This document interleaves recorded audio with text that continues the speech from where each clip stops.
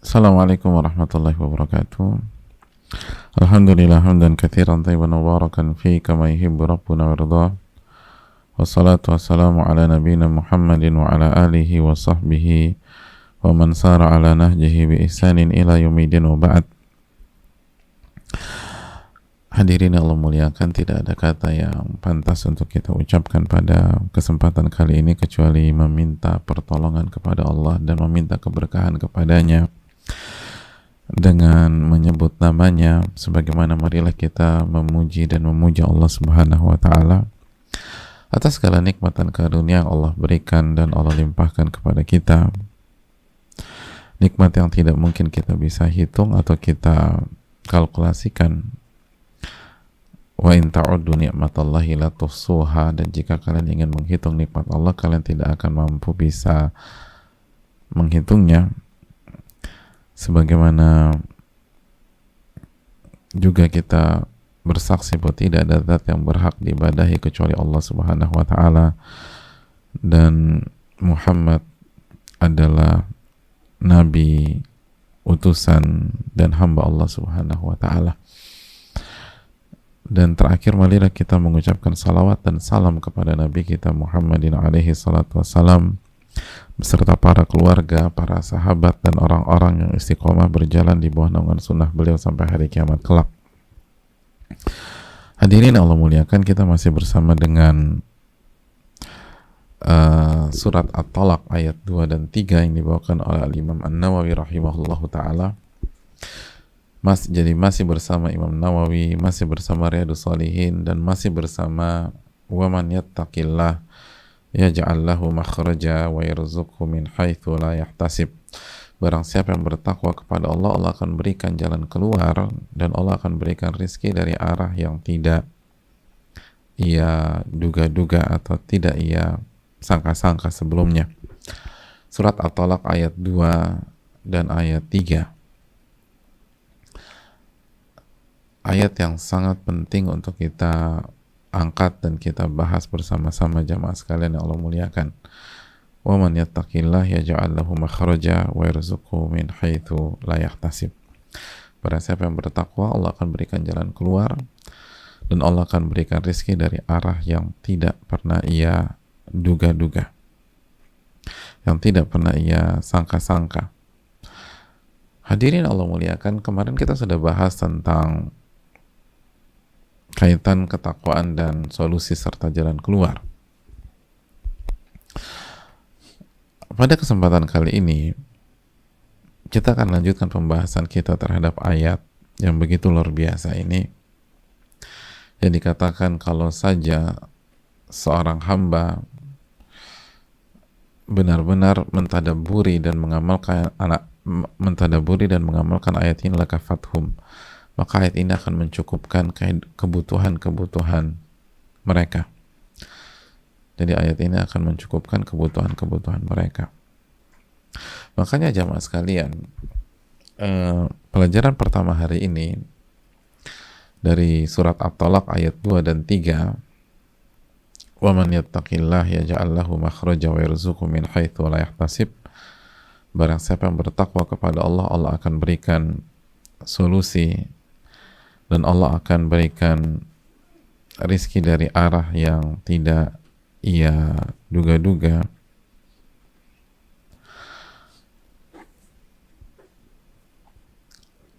Allah Subhanahu wa ta'ala, atau mohon maaf, para ulama kita menyatakan dari ayat ini bahwa al-hajah ilal huda a'zam minal haja ilal nasar war rizki. Kebutuhan kita terhadap hidayah itu lebih besar daripada kebutuhan pada rizki, pada harta, pada materi. Jadi kata para ulama, jemaah saya ulang, al-haja ilal huda a'zam minal haja ilal nasar wa rizki. Kebutuhan terhadap hidayah itu lebih besar daripada kebutuhan pada kesuksesan dan materi atau harta benda. Bal la nisbata bainahuma, bahkan dua hal ini nggak bisa dibandingkan. Jadi udah nggak apple to apple gitu loh. Memang nggak pantas dibandingkan. Kenapa demikian? Kenapa para ulama menjelaskan bahwa kebutuhan terhadap hidayah lebih besar daripada kebutuhan terhadap materi, kebutuhan terhadap kesuksesan duniawi? Li'annahu idza hudiya kana minal muttaqin. Karena kalau orang sudah dapat hidayah, maka ia akan menjadi orang yang bertakwa. Dan jika dia bertakwa, dia akan mendapatkan surat At-Talaq ayat 2 dan 3 ini. Wa man yattaqillah yaj'al lahu makhraja wa yarzuqhu min haitsu la yahtasib. Barang siapa yang bertakwa, Allah akan memberikan solusi dari masalahnya. Allah akan berikan jalan keluar dari problematikanya, dan Allah akan berikan rezeki dari arah yang tidak pernah ia duga-duga sebelumnya. Dan angle yang sangat menarik dari para ulama kita. Jadi kebutuhan terhadap hidayah itu lebih besar, lebih urgent, lebih darurat daripada kebutuhan terhadap kesuksesan duniawi dan harta, materi, dan lain-lain. Kenapa demikian? Karena kalau kita dapat hidayah, dipastikan kita akan mendapatkan solusi dan rezeki. Dipastikan kita akan mendapatkan solusi. Dan orang tuh kalau dapat solusi terus, sukses juga lama-lama. Dia kan sukses. Setiap ada masalah dapat solusinya. Ada masalah solusinya, udah. Dia kan juara di bidangnya. Dia kan juara di bidangnya. Dia kan berhasil di bidangnya. Dan dia dapat rezeki. Tapi belum tentu sebaliknya. Orang dikasih materi segala, belum tentu dikasih hidayah. Orang dikasih kesuksesan secara duniawi, belum tentu dikasih hidayah. Dan itu sebuah hal yang sangat jelas. Mereka nggak sholat, mereka nggak dekat sama Allah.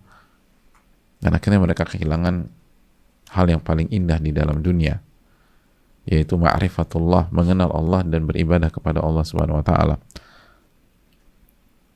Jadi ini pelajaran yang sangat penting, bahwa kebutuhan terhadap hidayah jauh lebih besar daripada kebutuhan terhadap kesuksesan duniawi dan materi. Maka ini yang harus dikejar. Begitu orang dapat hidayah, dia akan bertakwa. Begitu dia bertakwa, ya ja'allahu makhraja, dia akan dapat solusi. Wa yarzuqhu min haitsu la yahtasib, dan dia akan mendapatkan rezeki dari arah yang tidak ia duga-duga sebelumnya. Ia akan mendapatkan rezeki dari arah yang tidak ia duga-duga sebelumnya. Oleh karena itu, hadirin Allah muliakan, ini yang perlu kita camkan bersama-sama, bahwa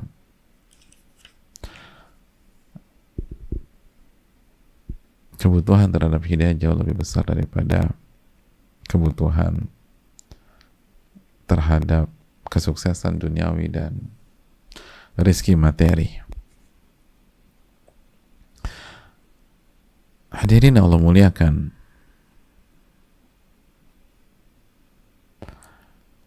pelajaran yang berikutnya,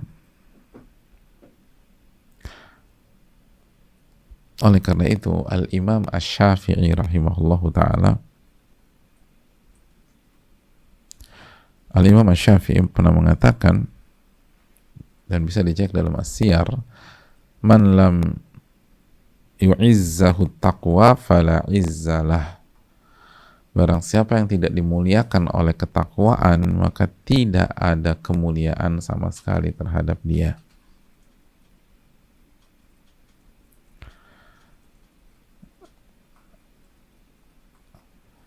Jadi barang siapa yang tidak dimuliakan oleh ketakwaan,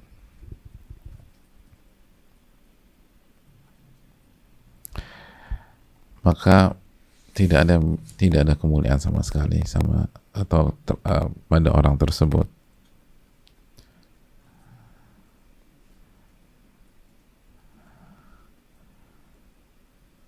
Tidak ada kemuliaan sama sekali.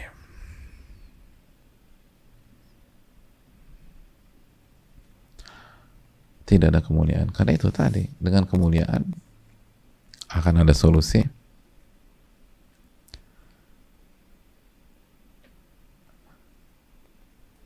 dan dengan kemuliaan akan ada rizki.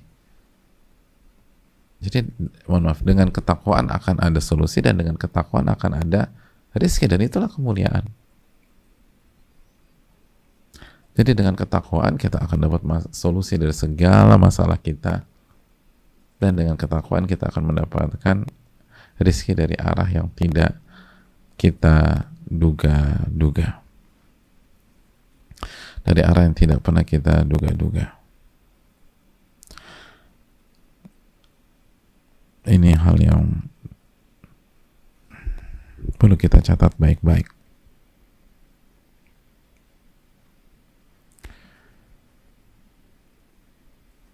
Hadirin Allah muliakan,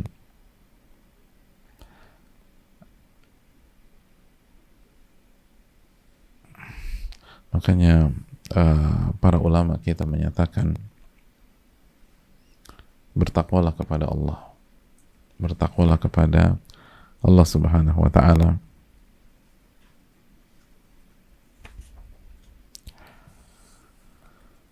fa inna qalila hadzal amr ma'a taqwallahi katsir.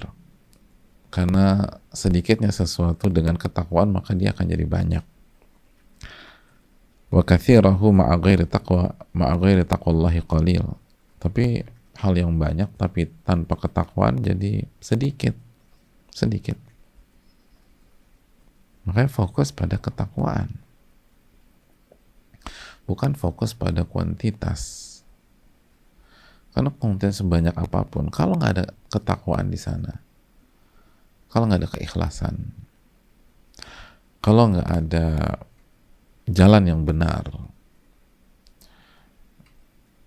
kalau justru isinya maksiat, isinya kemungkaran, sedikit, dan nggak ada jalan keluar,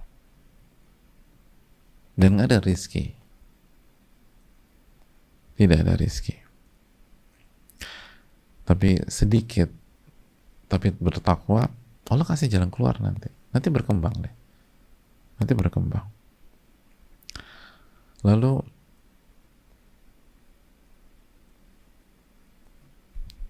akan ada rizki dari jalan yang tidak kita duga-duga sebelumnya. Itu poin yang berikutnya jemaah sekalian. Para ulama menjelaskan apa itu rizki. Dia akan mendapatkan rizki dari arah yang tidak ia duga-duga.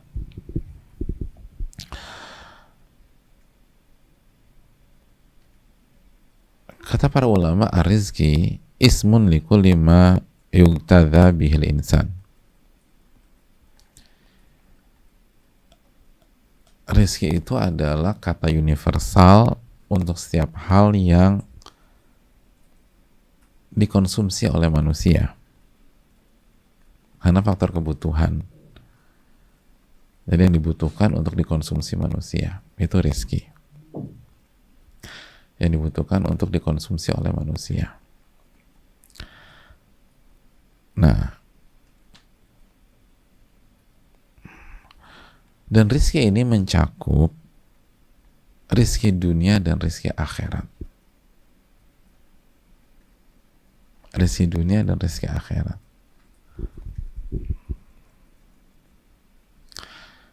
Jadi ini mencakup rizki dunia dan rizki akhirat.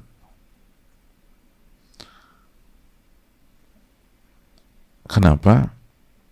Karena yang kita butuhkan untuk kita konsumsi bukan hanya dunia aja, tapi juga akhirat.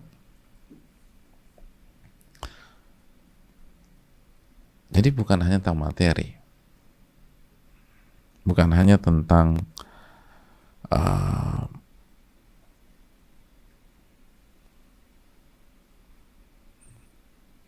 uang, bukan hanya tentang jabatan, bukan hanya tentang barang, bukan tentang sandang, pangan, papan, tapi juga surga. dan segala fasilitas yang ada di akhirat kelak.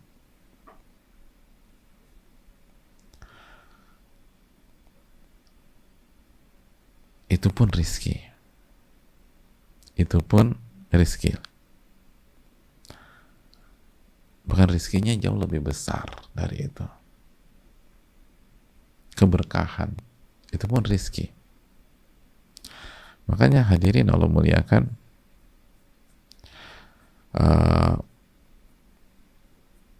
para ulama kita seperti Ibnu Uyainah, Sufyan bin Uyainah, ketika menjelaskan ayat ini, beliau bilang makna Allah akan berikan rezeki dari arah yang tidak ia duga-duga adalah keberkahan dalam rezeki.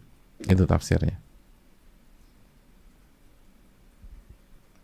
Jadi makna Allah akan berikan rezeki dari arah yang tidak ia duga-duga, itu diantara maknanya keberkahan dalam rezeki itu sendiri.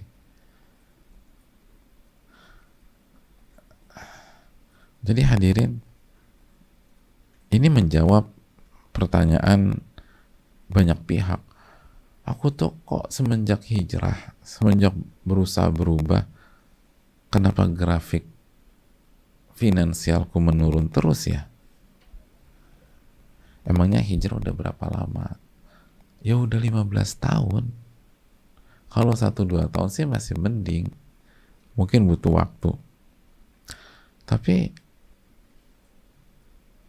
ini udah 15 tahun dan kondisinya turun.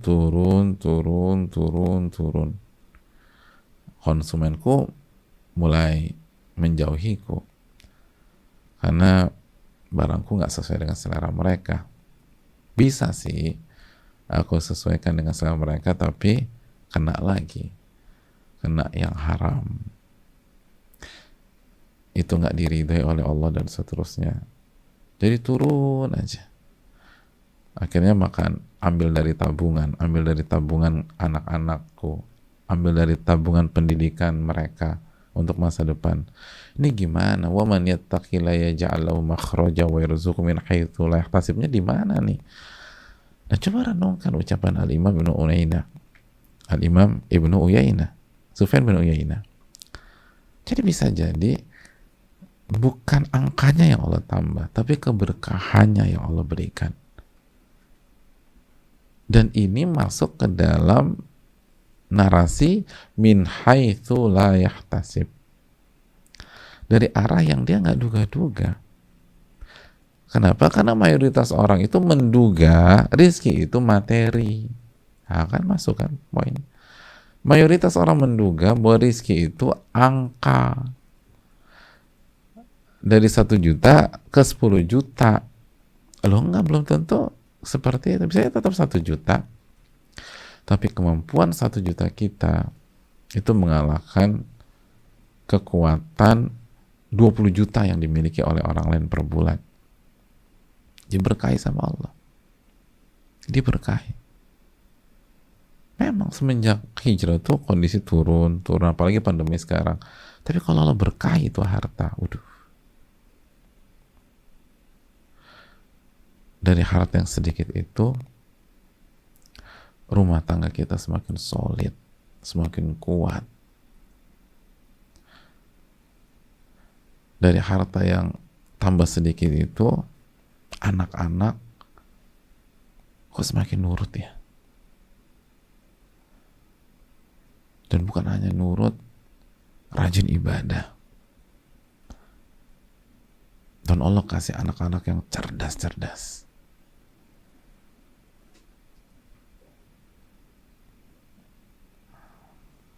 Berkah.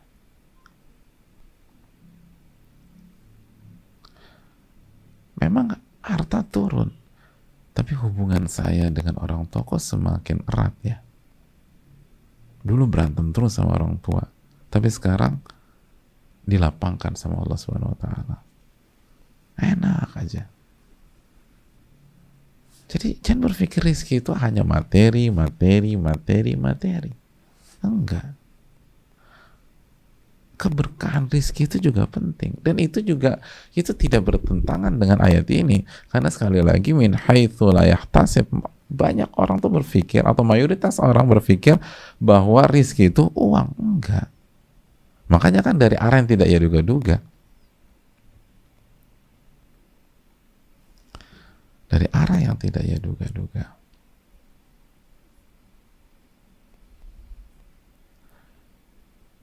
Karena galau diberhentikan hari itu, bingung mau kemana, akhirnya mampir ke masjid. Masjid ada kajian, dapat hidayah di situ. Min haitsu la yahtasib, dari arah yang tidak pernah ia duga sebelumnya. Dan itu bukan satu dua kasus, itu banyak banget kasus seperti itu. Banyak.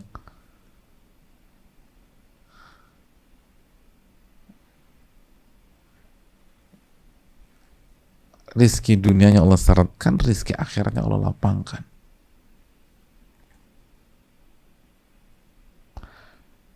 Makanya para ulama kita mengatakan seperti Al-Imam Ahmad bin Abdul Halim, ini menarik, simak baik-baik jamaah, ini menarik. Wattaqi la yuhram ma yahtaju ilaihi min rizki.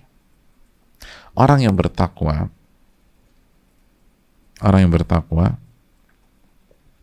itu tidak akan dihalangi dari rizki yang menjadi kebutuhannya. Nggak akan.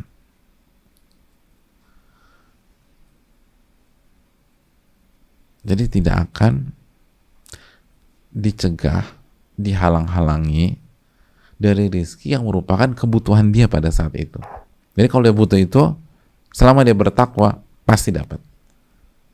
Kenapa? Ya ja'allahu makhraja. Allah akan berikan jalan keluar, solusi. Dan rizki dari arah yang tidak ia duga-duga. Loh, tapi kok kondisinya menurun terus secara finansial? Secara materi kok turun. Padahal dia bertakwa. Hatinya semakin ikhlas, ridho terhadap takdir, akhlaknya berubah, sholatnya kuat. Lihat kata para ulama, wa innama yuhma min fudulid dunya rahmatan bihi wa ihsanan ilaih. Kondisi finansialnya menurun itu sebenarnya penjagaan dari Allah dari hal-hal yang tidak bermanfaat dari dunia, dari overdosisnya dunia, sebagai kasih sayang dan kebaikan Allah kepada dia. Karena pada saat itu yang dia butuhkan cuma segitu. Kalau ditambah, bisa kontraproduktif. Bisa lupa ngaji nih orang. Bisa nggak tahajud nanti malam. Bisa ribut sama istri. Gara-gara barang. Gara-gara duit. Dengan pas-pasan anak-anak ada dapat uang jajan. Udah cuma bekal aja. Karena Allah tahu kalau ini anak udah SMP atau SMA, ini kalau dapat uang jajan, beli rokok nanti pulang sekolah. Ada yang beli ganja nanti, ngedrags lah. Dijaga. Karena nggak punya uang nggak bisa apa-apa. Bandar juga malas deketin dia. Nggak punya duit nih orang, udah nggak usah deketin. Bandarnya nggak deketin dia. Nggak punya fulus. Itu penjagaan.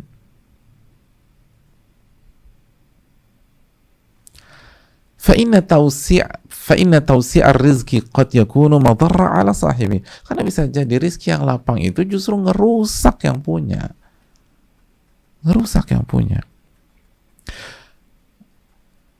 Wa taqdirahu yakunu rahmatan li sahibi. Dan rizki yang pas-pasan, yang minimalis, justru rahmat Allah kepada orang tersebut atau hambanya itu. Jadi sangat bisa terjadi demikian. Lalu Al-Imam Ahmad bin Abdul Halim membawakan surat Al-Fajr ayat 15-16. Jadi ini bukan ngasal, bukan asumsi. Buka surat Al-Fajr 15-16. Fa'ammal insan idza mabtalahu rabbuhu fa akramahu wa na'amahu fa yaqulu rabbi akraman. Adapun manusia, atau kita baca dulu ayat, wa amma idza mabtalahu faqadara alaihi rizqahu fa yaqulu rabbi ahanan. Artinya adapun manusia itu kalau diuji oleh Rabb-nya dengan dikasih harta, dikasih materi dan kesenangan dunia, maka dia gampang banget buat kesimpulan Rabbku sedang memuliakanku. Lihat. Karena pikirannya selalu ke materi.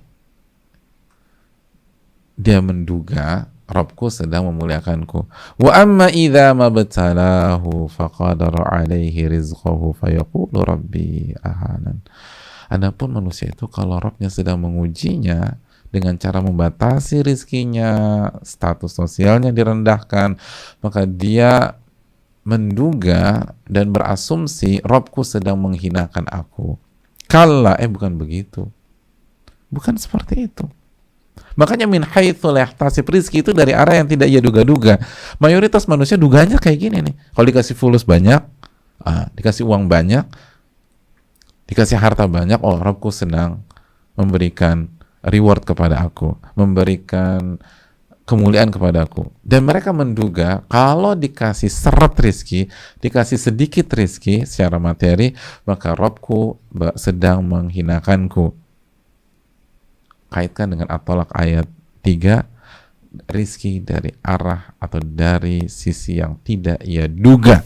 Ketika manusia menduga banyaknya rizki adalah bentuk atau simbol memuliakan dan sedikitnya rizki adalah simbol penghinaan, maka Allah hadirkan sebaliknya.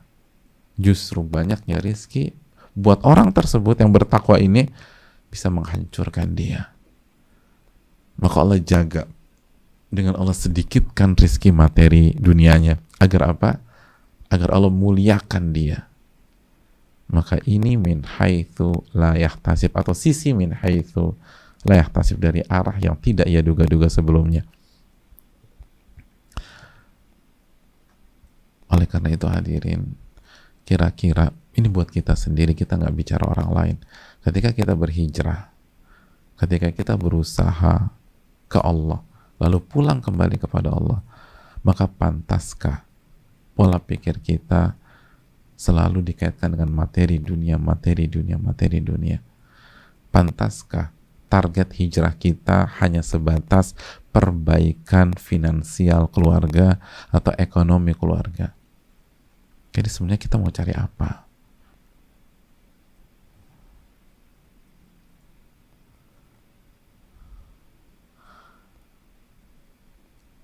Makanya Al-Imam Ahmad melanjutkan, falaisa kullu man wusi'a alaihi rizquhu yakunu mukarrama. Tidak setiap orang yang dikasih rizki materi yang banyak itu berarti dimuliakan.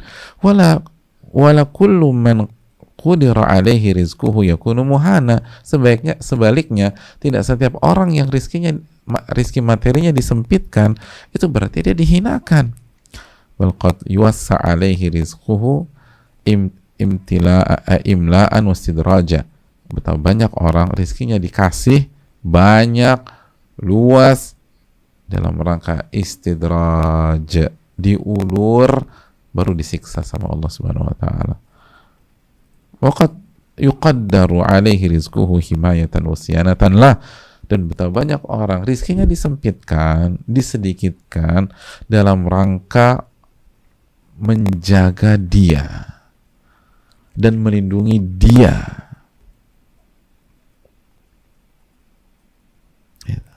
Menjaga dia dan melindungi dia. Karena nggak punya uang, maka ketika teman-teman segengnya rencana traveling ke luar negeri, dia nggak ikut. Gara-gara nggak punya duit. Yang lain punya duit, dia nggak punya duit. Dia nyesal, padahal ketika di sana mereka zina, mereka minum khamar. Teman-teman segengnya zina, minum khamar, clubbing, segala macam, bebas, judi. Jadi ketika ketidakpunyaan duitnya dia pada saat itu menyelamatkan dia, menolong dia. Kalau dia punya fulus, Kalau dia punya uang, dia udah berangkat tuh. Begitu berangkat tuh udah maksiat. Dan ini bukan satu dua kasus.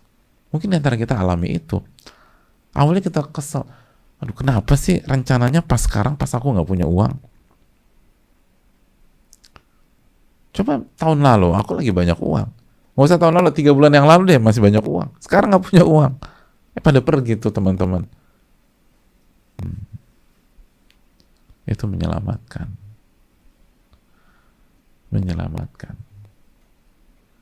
Karena rizki bukan hanya materi. Rizki bukan hanya materi.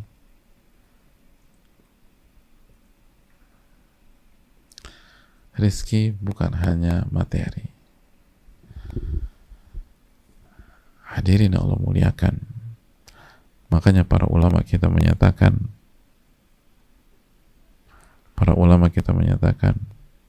bahwa maftaqara taqiyun qat,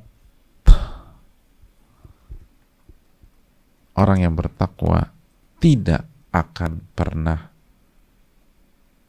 hidup dalam kondisi fakir, gitu. Tidak akan pernah hidup dalam kondisi fakir, enggak. Kenapa demikian? Padahal kita lihat banyak orang-orang bertakwa hidup miskin, ulama kita sebagainya miskin, sebagian nabi nggak punya uang. Tapi kenapa ulama mengatakan maftaqara taqiyun qat?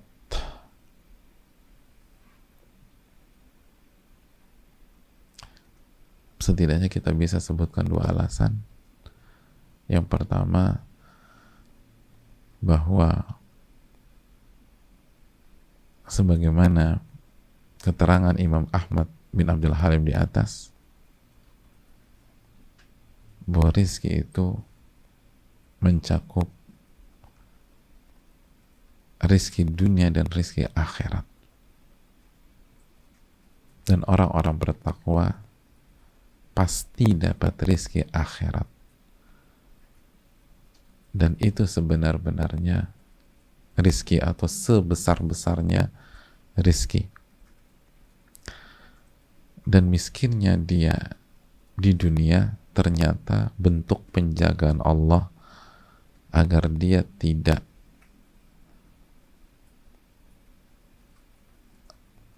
tergelincir pada harta dunia, karena Allah yang paling tahu kondisi seseorang, mental seseorang terhadap harta. Ada orang yang kuat menahan ujian harta seperti Abu Bakar, seperti Umar, seperti Uthman, seperti Ali bin Abi Thalib ketika jadi khalifah radhiyallahu taala anhum, semoga Allah meridhai mereka semua, seperti Abdurrahman bin Auf, seperti Sa'ad bin Abi Waqqas radhiyallahu taala anhuma, dan seluruhnya. Tapi ada sebagian orang nggak sanggup menahan ujian harta, dan Allah Maha tahu. Allah Maha tahu. Makanya di dunia nggak dikasih uang sama Allah, padahal udah takwanya udah keren banget, udah masya Allah banget.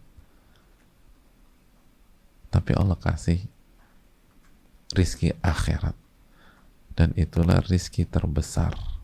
Coba kita buka surat At-Talaq ayat 11, ketika Allah Subhanahu wa ta'ala berfirman di dalam surat At-Talaq ayat 11 tentang masalah rizki.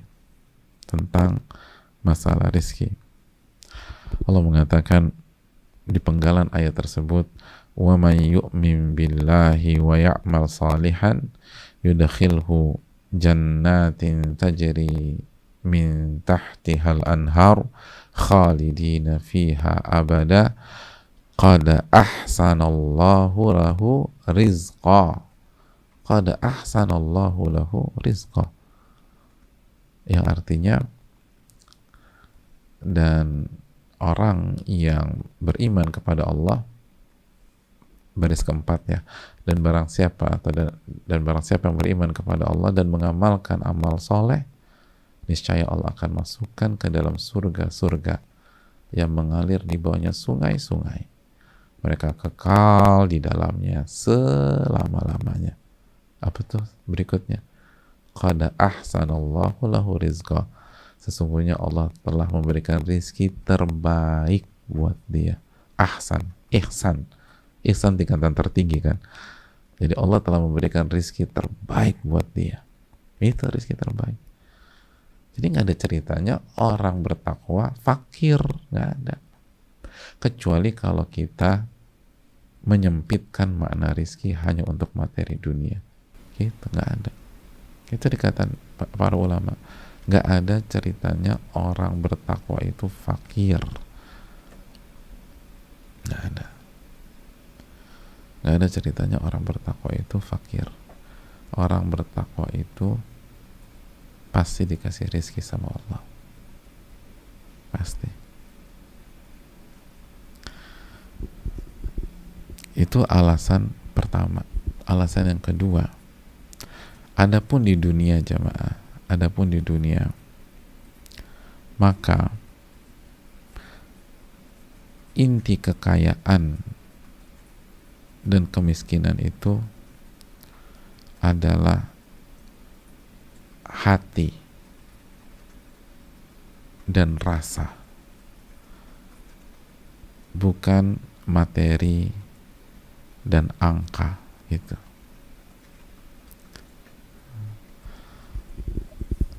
Jadi inti kekayaan itu adalah hati dan rasa, bukan materi dan angka.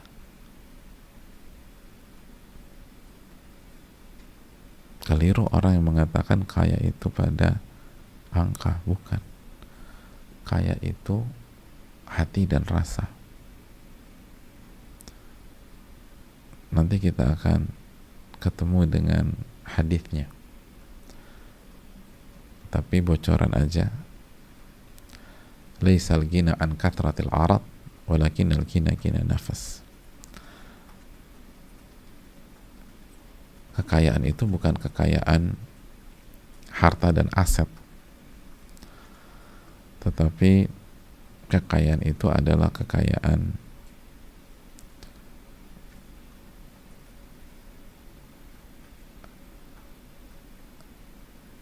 jiwa, kekayaan jiwa, kekayaan hati itu.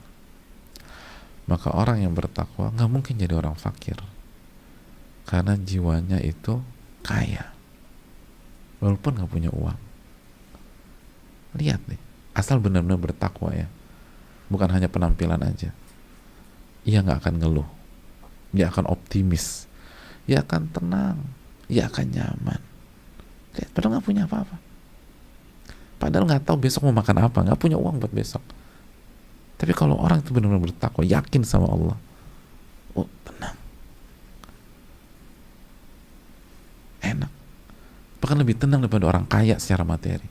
Lihat, dan bukan berarti santai, enggak, bukan berarti nggak berusaha, nggak berikhtiar, nggak punya effort, nggak berjuang, enggak, dia berjuang, tapi tenang aja dia, karena hati yang kaya. Itu tadi, orang min haitsu la yahtasib, Allah kan kasih rezeki dari arah yang nggak pernah mereka duga. Jangan berpikir materi terus. Orang berpikir rezeki itu materi. Enggak, Allah kasih kekayaan hati.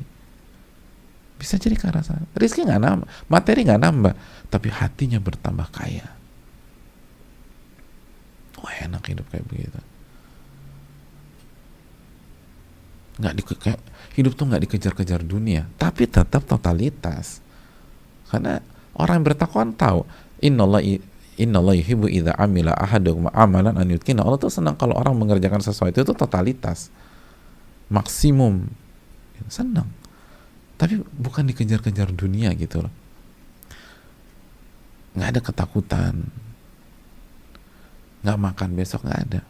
Karena kan mereka baca hadis. Orang bertakwa kan tahu dalil.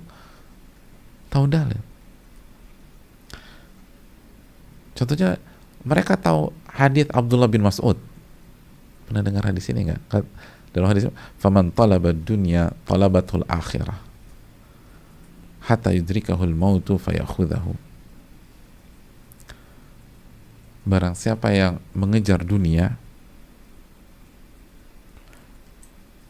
maka ia akan dikejar-kejar, dihantui akhiratnya sampai dia meninggal dan diambil nyawanya. Hidupnya nggak akan tenang. Orang yang kejar dunia, itu dia kan, makanya kan banyak yang paranoid mati, paranoid, takut mati, segala macam, nggak tenang. Pokoknya hidupnya takut aja, dan kejadian nanti mati dia. Dan sebaliknya, waman talabal akhirah, simak baik-baik penggalan berikutnya, waman talabal akhirata talabathu dunya. Dan barang siapa yang hidupnya mengejar akhirat, itu dunia ngejar-ngejar dia dari belakang. Masya Allah. Hatta yastawfiya minha rizqaha, sampai rizkinya dikasih semua oleh Allah Subhanahu wa taala. Jadi barang siapa yang hidupnya mencari akhirat, itu dunia ngejar-ngejar dia dari belakang. Ngejar-ngejar dia dari belakang. Kita lagi santai segala macam, tiba-tiba ada orang datang nawarin kontrak. Ayo dong mas, deal sama saya. Mbak, sign dengan saya dong mbak. Orang lain tuh jungkir balik nyari kontrak, jungkir balik nyari kesepakatan. Kita lagi santai, datang orang. Ayo dong, kita kasih penawaran bagus deh, asal sign. Semua terserah, tapi saya nggak punya waktu nih. Terserah mau kapan mau dikerjain, yang penting saya mau Anda yang megang proyek ini. Yang penting saya mau Anda yang menjalankan hal ini. Yang penting saya mau Anda yang ngatur semuanya. Tapi saya nggak punya. Yaudah, kalau nggak bisa turun langsung, supervisor deh, atau konsultan deh, advisor deh. Pokoknya Anda harus ada di tim ini. Tapi saya sibuk, tolong. Saya tahu banyak orang kayak begitu. Itu yang saya tahu dengan keterbatasan saya. Apalagi yang lain, yang lebih pengalaman dan seterusnya, banyak. Dan mereka punya benang merah, cari akhirat. Ketika cari akhirat, dikejar. Dunia ngejar dia. Sampai rezekinya dikasih oleh Allah.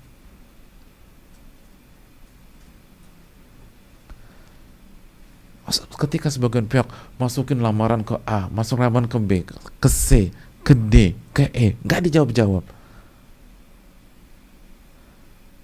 Ada sebagian orang itu matikan handphone, terus matikan handphone, lalu minggu depannya dia buka handphonenya, itu WA atau email masuk semua, dan menawarkan kerjasama lah, menawarkan kontrak lah, menawarkan kerjaan lah, menawarkan proyek lah.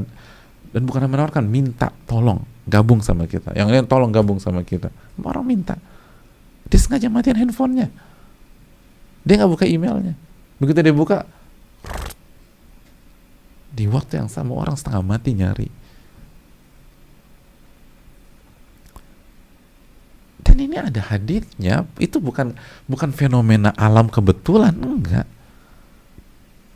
Dibawakan Al-Mundhiri dalam Targhib wa Tarhib. Barang siapa yang mengejar dunia, itu dia akan dihantui kematian. Akhirat nggak tenang dia, karena akhiratnya nggak ada. Dan nanti sampai dia mati dan diambil hidupnya. Dan barang siapa yang mengejar akhirat, dunia ngejar dia, ya Allah, dunia ngejar dia. Mohon maaf, saya sudah resign, saya punya kehidupan, tolonglah mas, tolonglah, sekali ini aja, tolong kita lah. Kita nggak tahu ada orang yang lebih tepat dari Anda, tolong mimpin lagi. Dipaksa, subhanallah. Padahal dia bilang enggak, saya mau resign, saya ada hal yang ingin saya kerjakan, tolong sekali aja, sekali. Subhanallah. Orang pikir nggak masuk akal, dan ini terjadi, dan bukan 1-2 kasus.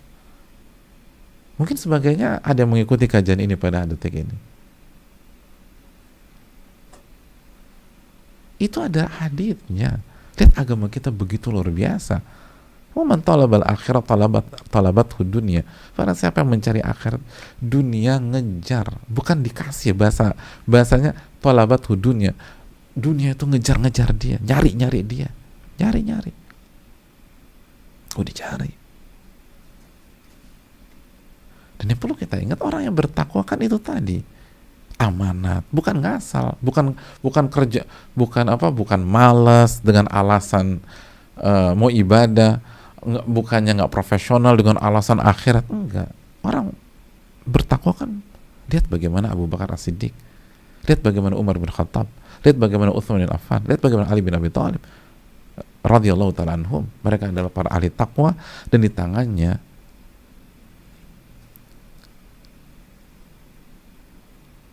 Islam menjadi kekuatan yang sangat diperhitungkan dunia. Ahli takwa. Dan lihat mereka, antum lihat aja Khulafa Rasyidin, semuanya nggak pengen khalifah, semua nggak pengen kekhilafahan, semuanya itu Abu Bakar, Umar, Uthman, Ali radhiyallahu ta'ala anhum, itu nggak ingin jabatan, tapi dikejar-kejar. Ini real. Jadi sejarah menjelaskan demikian, ini menjelaskan semuanya. Umar bin Abdul Aziz nggak pengen itu, nggak ingin. Hasan bin Ali radhiyallahu ta'ala anhu, cucu Rasulullah SAW, ngasih kekuasaan kepada Muawiyah. Mereka dikejar-kejar dunia, benar, itu real. Bukan majas hiperbola, ini real. Mereka dikejar-kejar dunia, dan sebagian kita ngerasain itu. Kita nggak ngapa-ngapain, bahkan kita menghindar, dikejar sama dunia. Kita menghindar. Tadi kita cuma duduk di rumah mungkin ya, tapi sebagian orang dia ngumpet, dikejar sama dunia. Dia ngumpet, dia pergi kemana, dicari orang. Ternyata lo di sini, gue cariin lo kemana-mana. Ini nih ada kerjaan buat lo. Pernah nggak kita dengar kalimat-kalimat sederhana begitu? Kita lagi menghindar orang, tiba-tiba ketemu, gue udah duga lo ada di sini. Pasti kalau lo lagi nggak pengen ditemuin, lo main ke sini. Ini nih bro, ada kerjaan. Loh, ada kerjaan lagi. Bener, lagi ngumpet, ada kerjaan. Ada kerjaan.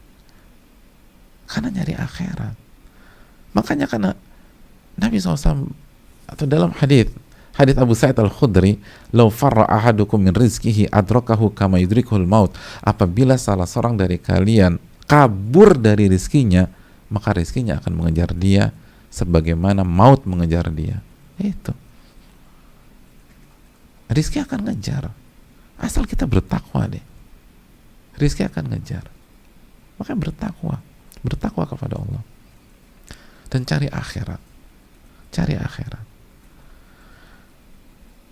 Nah, maka orang yang kayak gini kan hatinya akan tenang. Dia tahu konsepnya, yang penting saya jaga hak Allah, saya bertakwa, saya ngejar akhirat. Tapi sekali lagi, dia tidak melupakan dunia. Dia tidak menantarkan keluarga atau orang yang menjadi tanggung jawab nafkahnya, enggak. Tapi fokusnya ke akhirat. Dia tahu dunia akan ngejar dia. Nah, ketika dia yakin dunia akan ngejar dia, tenang hidupnya. Tenang. Hidupnya tenang. Dengan catatan tetap berikhtiar dan berusaha, karena ikhtiar dan berusaha salah satu bentuk ketakwaan. Dan jangan disalahpahami kita santai-santai aja di masjid, atau kerjanya tidur, zikir, baca Quran, tidur, zikir, baca Quran. Enggak. Karena berikhtiar dan berusaha adalah bagian dari ketakwaan. Dan praktek Nabi dan para sahabat terbukti. Makanya Nabi membangun peradaban kan. Bukan hanya membangun bisnis, membangun peradaban. Beliau bangun itu di Madinah.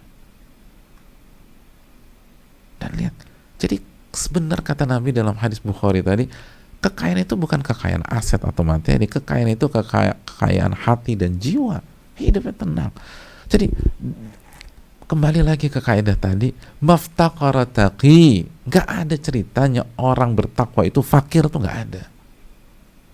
Walaupun gak punya uang secara materi, tapi hatinya kaya. Dan dia tahu ketika finansialnya disempitkan, itu cara Allah menjaga dia dari harta yang gak bermanfaat. Karena jujur aja deh, seringkali kalau kita evaluasi, sebenarnya bulan lalu kita cuma butuh misalnya 10 juta. sedangkan harta kita banyak di atas 10 juta. Kalau jujur cuma butuh segitu aja. Nah itu kan kalau kita nggak pintar-pintar menjaga amanat harta, lalu kita gunakan, selebihnya kita gunakan untuk infak, untuk bantu, untuk di jalan Allah, untuk dakwah dan seterusnya, kan bahaya. Nah Allah paling tahu siapa yang bisa memanage itu, siapa yang belum bisa. Siapa yang kalau dikasih nikmat harta yang banyak itu dia tanggung jawab, dia amanat dan dia jaga baik-baik, siapa yang khilaf. Nah bentuk kasih sayang Allah ketika Allah tahu kayaknya Anda nih khilaf nih kalau dikasih banyak, oh ini kita sedikitkan aja biar aman tuh. Lalu Allah bukakan hati, tenang, kalau hatinya merasa kaya udah enak. Orang merasa kaya. Gak ada ceritanya orang bertakwa fakir jika kita mengerti konsep rizki yang seutuhnya tadi. Dan ada jalan, insya Allah ada jalan, asal fight, jaga ketakwaan tadi kan. Takwa, hidayah lebih tinggi daripada materi, karena kalau kita dapat hidayah kita jadi orang bertakwa. Jadi orang bertakwa dijamin semuanya sama Allah. Makanya jangan terlalu pakai logika dan pemikiran, walaupun logika itu bagus, tapi yang membuat kita galau, kita lebih mengedepankan logika kita, analisa kita dan perhitungan kita, apalagi dalam kondisi pandemi atau resesi yang menghantui kita pada saat ini, dibanding berusaha menjadi orang yang bertakwa. Padahal Allah sudah bilang itu rizki dari arah yang tidak ia duga-duga. Tetap aja memperbanyak, mengedepankan dugaan. Allah udah bilang rizki itu dari arah yang tidak Anda duga-duga. Rizki itu dari arah yang tidak Anda pikirkan sebelumnya. Jadi tugas kita bertakwa dan serahkan sama Allah, dan gak usah terlalu banyak dipikirin. Memikir itu penting, tapi semua yang overdosis itu gak bagus, gitu aja. Semua yang overdosis itu gak bagus. Kayak sholat subuh itu harus wajib, tapi kalau sholat subuhnya overdosis 3 rakaat, semua ulama bilang Anda sesat. Semua yang overdosis itu gak bagus. Begitu juga terlalu memikirkan hancurnya masa depan, gimana segala macam, itu nggak bagus. Yang terpenting kita berbuat, perbaiki hubungan sama Allah, jaga ketakwaan, dan takwa hanya menjalankan perintah dan jauhi larangan. Ketika kondisi sulit, tetap tidak melangkah ke jalan yang haram, tidak melangkah ke jalan yang haram. Tidak melangkah ke jalan yang haram. Dan ingat, hati kita ta'alluqnya kepada Rabbul Alamin. Terakhir, saya bacakan salah satu tafsir yang dibawakan oleh Imam Qurtubi. Kata beliau, di antara tafsir ayat ini, wa man yattaqillah fir rizqi biqat'il alaiqi yaj'alillahu makhraja bil kifayah. Barang siapa yang bertakwa kepada Allah dalam masalah rizki dengan memutuskan keterpautan hati kepada makhluk, maka Allah akan memberikan dia jalan keluar dan kecukupan dari rizki tersebut. Gitu. Jadi barang siapa yang bertakwa kepada Allah dalam rizkinya dengan memutuskan keterpautan hati kepada makhluk. Jadi hati kita nggak terpaut sama makhluk, nggak berharap sama makhluk, karena kita yakin rezeki kita ada di tangan Allah. Kalau kita bekerja dengan manusia, bekerja dengan fisik. Kalau kita menjadi pegawai, pegawainya manusia, kita jadi pegawai secara fisik, bukan secara hati. Salah satu buktinya apa? Kalau kita dipecat hari ini, kita nggak galau, karena hati kita yakin bukan perusahaan yang kasih rizki kepada kita. Saya bekerja dengan perusahaan karena menjalankan perintah Allah. Maka kalau itu bisa dilakukan, ya ja'alillahu makhraja bil kifayah, Allah akan berikan jalan keluar dan Allah akan berikan kecukupan untuk kita. Yang penting itu cukup. Itu tadi, cukup. Makanya kalau Allah lihat kita sudah lebih dari cukup, tanda sayang Allah kepada kita, udah kita dicukupkan tuh rizkinya sampai di situ aja. Karena kalau lebih overdosis. Overdosis biasanya ke haram.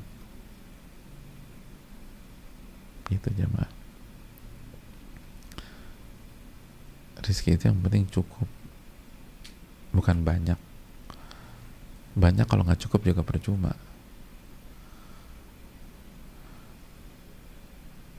Gila dia banyak duit loh.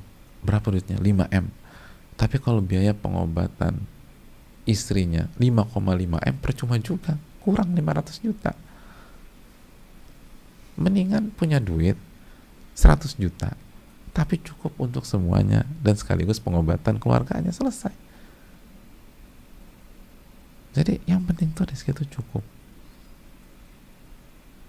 gitu. Dan yang lebih dari cukup hanya nafsu kita aja, padahal kita nggak pakai juga. Kita beli A, beli B, beli C, ternyata nggak dipakai juga.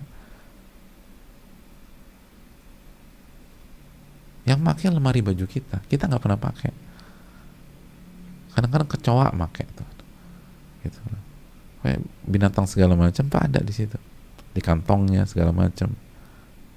Kita nggak pernah pakai tuh hal-hal kayak gitu. Oleh karena itu, kalau kita ingin seperti ini, lihat, bertakwalah, khususnya takwa hati jamaah,